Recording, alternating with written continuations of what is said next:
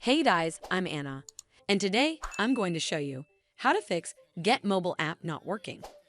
So first of all, you need to make sure you're running the latest version of the app.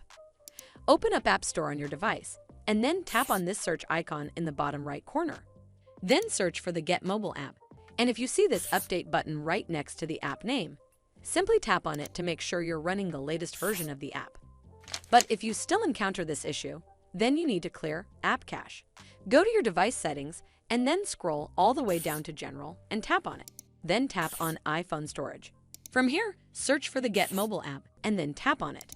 Once you're on this screen, you need to tap on Offload App. Tap again to confirm. It'll take a bit for processing, and then a Reinstall button will show up. Simply tap on it to reinstall the app. This should fix the issue, but if it doesn't, then you need to completely reinstall the app. Follow the on-screen instructions to navigate all the way to the app page. Once you're on this screen, tap on Delete App to uninstall the app from your device. Once uninstalled, you need to open up App Store and then search for the Gett mobile app right over here in the search bar, and then click on this Get button to install it back on your device. Hopefully this will fix the issue, and if it did, then make sure you give this video a super thanks by clicking on this heart icon to help support the channel, and don't forget to hit that subscribe button.